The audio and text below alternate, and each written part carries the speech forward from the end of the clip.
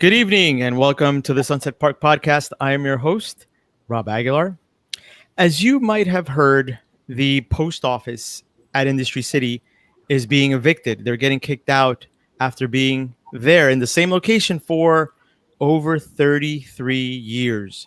And joining us tonight, we have members of a group of demonstrators that were there yesterday to voice the outrage that the community is feeling because the post office is leaving that building. So we are joined this evening by Jorge Muñiz, Paul Stein, and Erlis Velasquez. Guys, welcome to the podcast. Thank you. Thanks for having us. So our post office is getting kicked out of their building. What is going on? Sure, Rob. So I can share a little bit about what I learned. Late last week, I went down to the post office with a reporter from the city, just trying to figure out what was going on. There's been a notice on the front door of the post office to anybody that walks in for about a year now that the federal government couldn't work out a long-term lease with their new landlords, Industry City. And so that notice had been on there for a year, but nobody really knew what was going on. Were they staying? Were they going? There had been a report, I think, in January in the Red Hook Star Review that said, oh, they might be trying to work out a deal. But instead, late Friday, what we learned was kind of the opposite, that they were getting evicted. The workers there shared that from their understanding that the rent was doubling in price, going from $30,000 a month to $50,000 a month. And that it would mean that this Brooklyn postal hub that, as you mentioned, Rob, has been there for decades, was going to be split into two pieces, with some clerks going to 4th Avenue and a warehouse crew moving to 43rd Street and 1st Avenue. So, we heard about that. And it happens to come in at a moment when many people are worried about the public mail service, right? You have Trump trying to defund it, really attack the confidence in that system. And, here you have this vital service getting pushed out of the waterfront. It comes in a moment where many are asking big questions about this big corporate waterfront plan, right? That the new Industry City owners want to try to pitch. So it was a moment where people felt we need answers here. And so that's why we came down to the post office recently to do a rally, asking folks in the neighborhood to stand with these essential workers at the post office. And that's what we did. And, maybe Paul or Elris can share a little bit about, what they were seeing and feeling and what motivated them to, jump in and what they saw.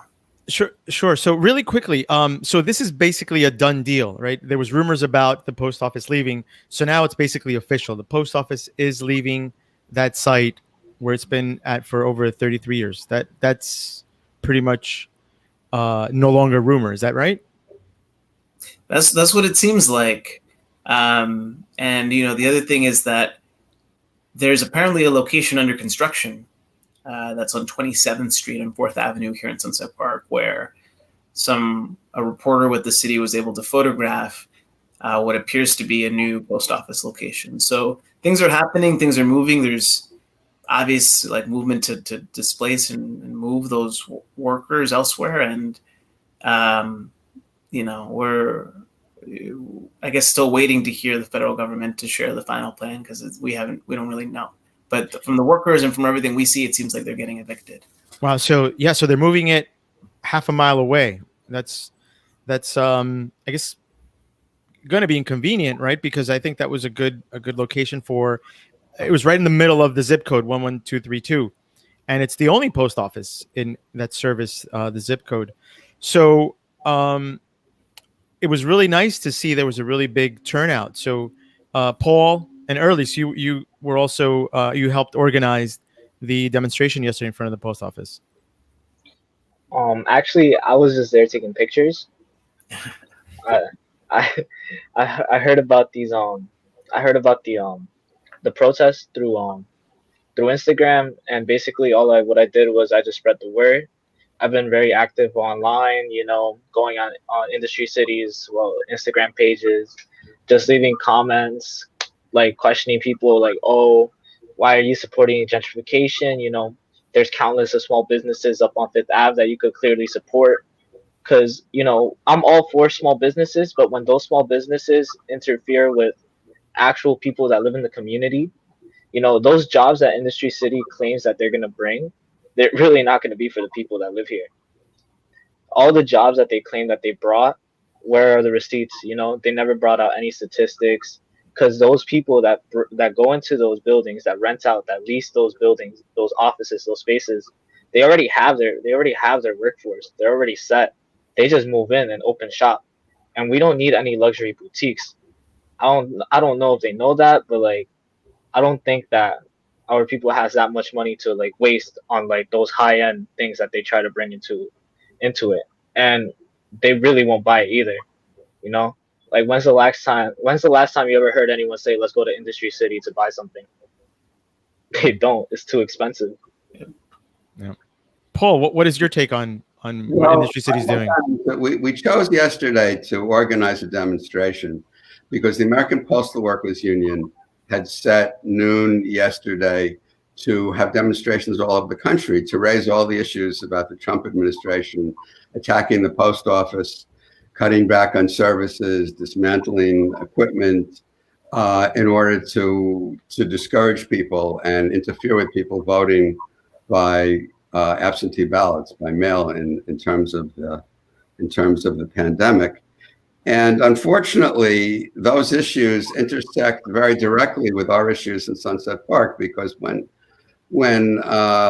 Industry City said they were raising the rent dramatically and wouldn't give a long-term lease to the post office, even though the post offices said they were kicked out, and they were kicked out, it goes along very well with the post offices wanting to cut back and save money at the expense of the mail system, because apparently we've seen a picture of it, of the storefront on 4th Avenue between 26th and 27th Street, and it's a much smaller space.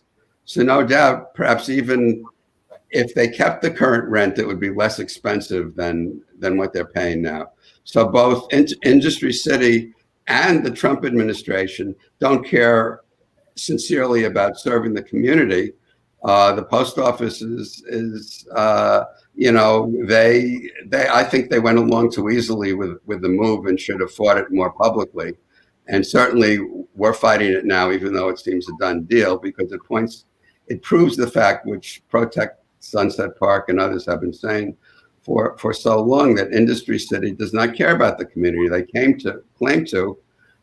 to be providing jobs in the community, or they will provide jobs, but we feel most of the jobs they will provide will not come for people in our community, and they're kicking out some of the jobs that are now in a tenant of theirs. So it gives the lie to their claim that they care about workers in our community and that they care about the community.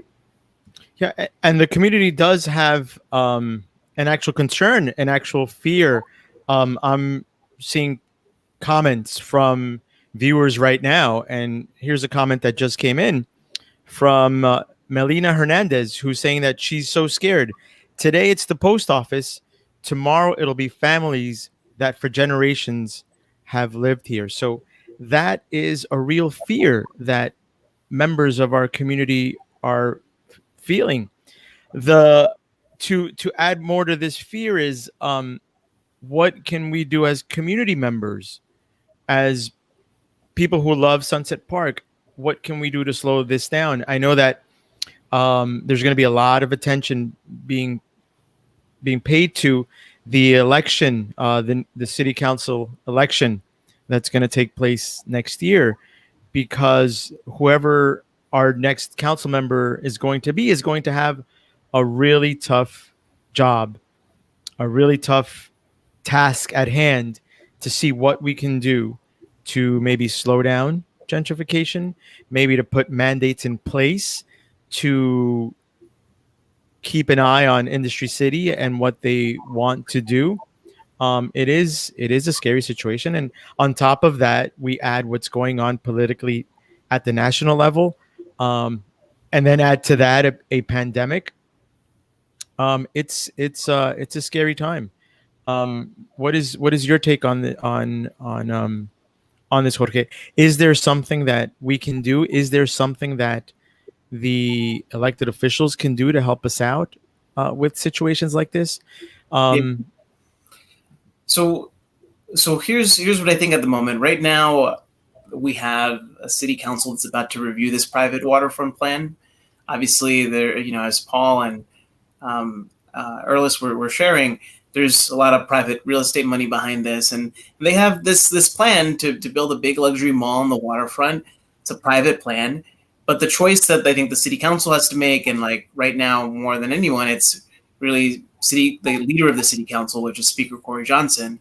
He has to make a decision. Like, is he going to prioritize hearing and reviewing this private corporate plan for the waterfront, or is he going to do his job and do the kind of public planning of the waterfront that I think many people are asking for? There's a lot happening on the waterfront, right? You got the de Blasio administration wanting to build a film studio. You have people doing windshore farm assembly. You have all the city's metal, glass, and plastic recycling. All that happens on the Sunset Park waterfront.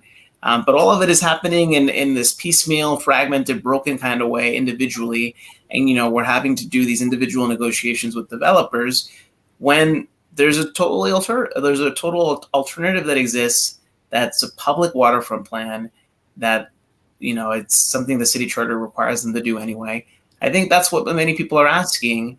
And, in September, we're going to have to, there's going to be a public hearing that the city council is going to do. So I think that's the next big opportunity that people in the neighborhood will have to weigh in on whether this thing is allowed to move forward or not. You touched on something very, very important that I think a lot of people forget, right? So basically the entire city's recycling comes here. Is that right? Yes, Simmons Municipal Factory does the metal, glass, the plastic. It's happening here on the waterfront. So if we think about that, I mean, that's a lot of garbage trucks coming through our neighborhood, bringing in the city's recycling to our waterfront, to our neighborhood. It almost feels like we get the short end of the stick because we are providing a really big and important service for the entire city. And then what do we really get for that, right? So I think whoever our next council member is, if we're going to take these big tasks of servicing the entire city by the city or the sanitation department bringing their recycling garbage here, what are we getting in exchange for that, right? We should get something for that if we're going to take so much, right? That's a big responsibility for a neighborhood to take on, to bring in all these garbage trucks through our streets and then all the traffic that we have along 3rd Avenue. These are important issues, and it's really refreshing that we have people like yourselves that are fighting for what the community needs, right? You're representing us in many different ways. And as a local resident, I commend you and I thank you guys for taking this on. Yesterday was an extremely hot and humid day, and you guys were there in the middle of the day with that sun beaming. And it's nice to see that we have people protecting our neighborhoods in that way, and I'm very grateful. And it's great to see young folks like Erlis take on such a big fight, and it makes me hopeful as a longtime resident, as someone who's 47 years old, to see young people, right? So our future is bright because we do have young people that care about the neighborhood, that are fighting the good fight to protect our neighborhood. And for that reason, I'm hopeful, and I want to thank you guys for doing that. So what is the next step? What can we do as regular Sunset Parkers? Well, we are fighting the application of Industry City for a rezoning that will allow them to have more retail more space overall, I believe, and hotels, even though they say they're going to withdraw the application for hotels, we can't rely on what they say. And there are two things that if that application is granted, two things that are bad for our neighborhood of Sunset Park. One is that it's going to bring more and more upscale businesses and workers, not from our community, to work there, and therefore it's going to further drive up real estate prices in the neighborhood. And already, starting a couple of years ago, even with the current configuration of Industry City, it's driven up rental prices and sale prices, because you can see upscale real estate brokers in their ads for housing in this neighborhood saying adjacent or a few blocks from Industry City. And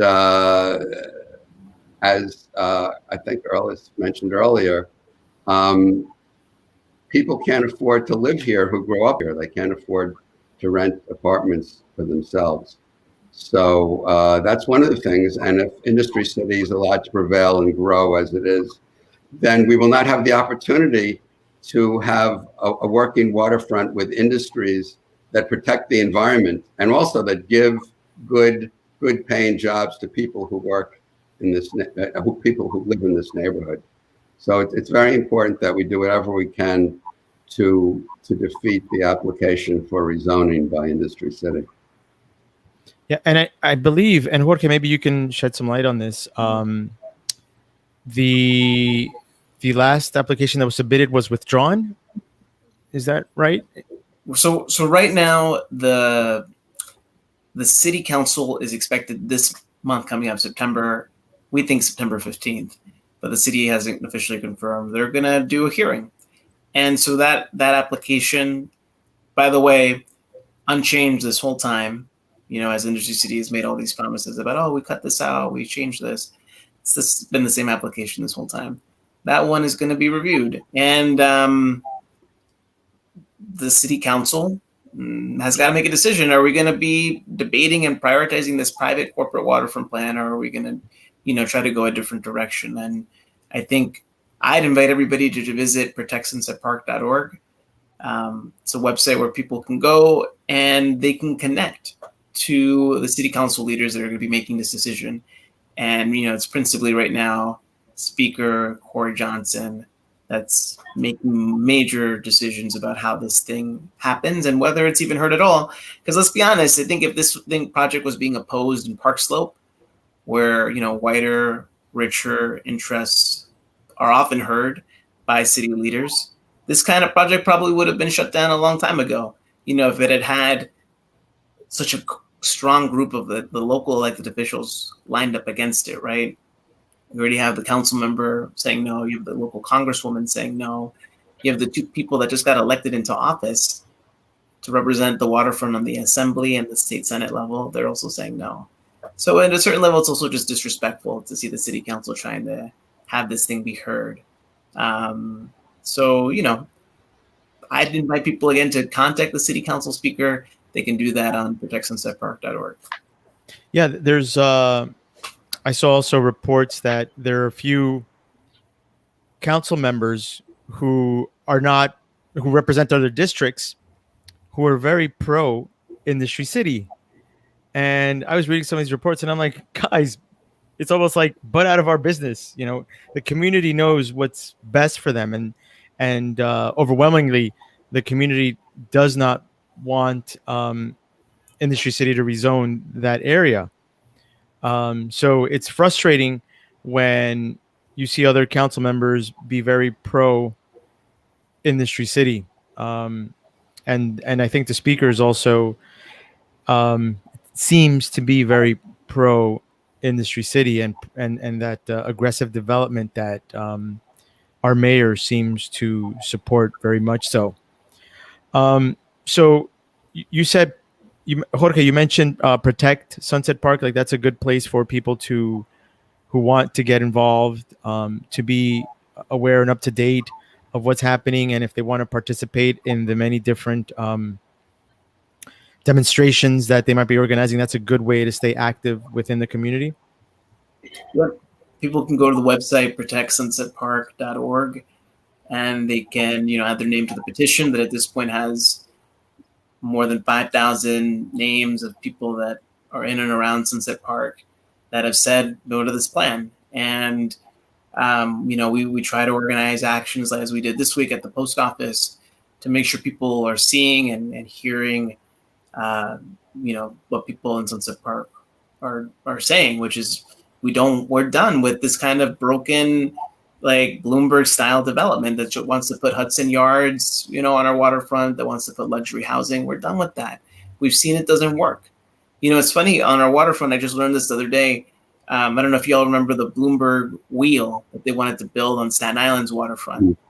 Apparently pieces of that were just like laying on our waterfront at places that the city owned, right? So like we literally have seen, and like on our waterfront specifically, how broken that business model is. And Industry City's plan, like it should be a no-brainer that it should be opposed. And what it is, though, is a challenge to the elected officials, because they can't be just relying on what the corporate private sector is putting on the table. Like now they actually have to do work to think about a job program. Now they actually have to do work, right, to like do a public waterfront plan, instead of letting the private elected, the private corporate interests try to get their way. And, let's see what happens. I mean, New York is at a real turning point. And we're going to do everything we can to make sure the community's voice is heard throughout that. So yeah, again, I think protectsunsetpark.org, good place to come in, jump in, and try to help us as we stop this private plan. Sure. Erlis, what do you what's your take on this? What do you see for the future? What would you like to see for the future? Well, what I see in the future is I just see a lot more people waking up and seeing that a lot of these politicians are just giving us empty promises. We actually have to look at policies. We have to look at where the money is coming from.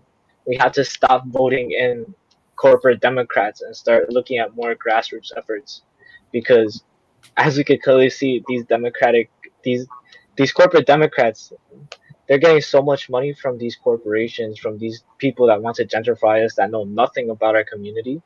They're getting all that money to just say yes, and we have to say no. They listen if we blow up their phones. They listen if we go in their comments. Bad press is always going to be bad, especially for a politician. We just have to show them that we're there, that we're listening, that we're going to breathe down on their necks. We have to go to protectsunsetpark.org, sign the petition, see the numbers, follow the money. You have to look at everything. We have to be more skeptical now more than ever, considering what Trump is doing with the elections too. We just have to be more aware. We have to open up our eyes and just see what everything is for what it is. Great. Thank you so much. So I would like to thank you for being there yesterday, for being the voice of the community. And we encourage everyone to please visit protectsunsetpark.org for more information. Paul, Erlis, Jorge, thank you very much for being here tonight. I'd like to remind everyone that we will be back next Friday at 7 p.m., where we will be talking about our local schools reopening. And if you would like to be part of the podcast, please shoot us an email, sunsetparkpodcast@gmail.com. We'd like to have both sides of the debate present, where overwhelmingly the community seems to be supporting a delay in opening schools, and there are people who are supporting schools opening when they're scheduled to, which is September 10th. So please come by. That'll be Friday at 7 p.m. and look forward to joining everyone. Jorge, Paul, Erlis, once again, thank you very much. Thank you very much, everyone, for tuning in. Have a great night. I'll see you all on Friday. All right. Thank you. Thank you, guys. Thank you. Thank you. Hey, have a good night, Rob. Good night. Good night.